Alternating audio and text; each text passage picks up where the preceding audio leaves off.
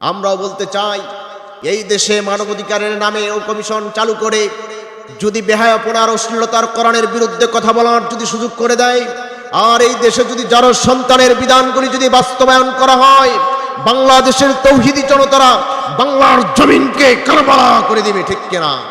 আমার ভাইরা, যেমন করে পূর্ববর্তী স্বৈরাচার 16টি বৎসর নির্যাতন করে আলেমদেরকে হত্যা করে শাপলা চত্বরে উলামা ইকরামদেরকে শেষ করে দিয়ে এরপরে রাতের আধারে গুলি করে কোরআনের পাখি আল্লামা সাইদি সাহেবকে হত্যা করে দিয়ে জেলখানায় ষড়যন্ত্র করে হত্যা করে বিষ পান করে যেমন করে শেষ করে দিয়েছে, এমন ষড়যন্ত্র সামনে যদি কেউ করতে চায়, এই জাতিকে শেষ করার জন্য প্রয়োজন হলে হুসাইনের মতো আবার কারবালার ময়দানে নামতে হবে।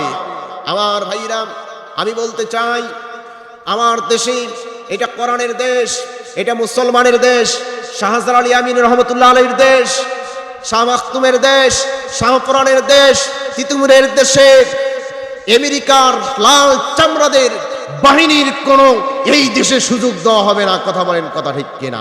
তাদের কৃষ্টি কালচার এই দেশে থাকতে দেওয়া হবে না। আমরা সকলেই জানি সৃষ্টি যার আইন চলবে তার। আমরা জানি রাজত্ব একমাত্র শুধু চলবে আল্লাহর দাসত্ব ছাড়া, আল্লাহর রাজত্ব ছাড়া পৃথিবীতে কিছু চলবে না। কারণ মানব রচিত আইন দিয়ে যদি শান্তি হতো, 54 বৎসর যারা দেশটিকে চালিয়েছে তারা মানব রচিত আইন দিয়ে এই দেশকে শান্তি আনতে পারে নাই, এই দেশের মানুষকে শান্তিতে ঘুমাতে দিতে পারে নাই, চোর মুক্ত করতে পারে নাই, দুর্নীতি মুক্ত করতে পারে নাই, অন্যায় মুক্ত করতে পারে নাই, জুলুম মুক্ত করতে পারে নাই।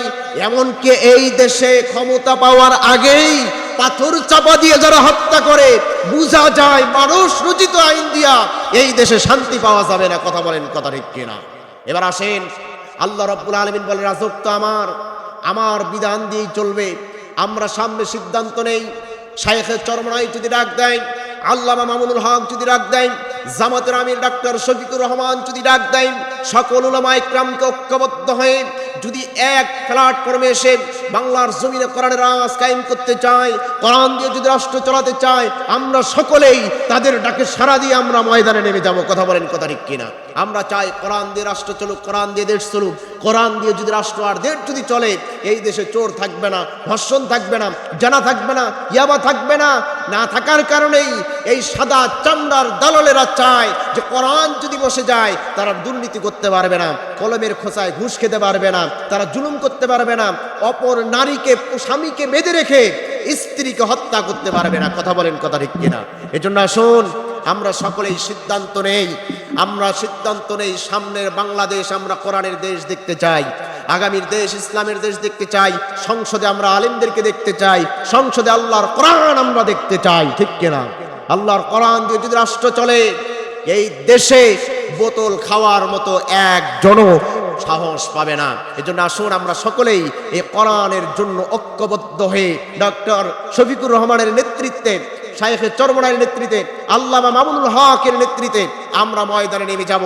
আমরা আশা করি সকল ইসলামিক দলগুলি ঐক্যবদ্ধ হয়ে মুসলমানদেরকে একজোট করে একটি চেয়ার রেখে সকলেই এই বাংলার জমিন আমরা মিলেমিশে চালাবো।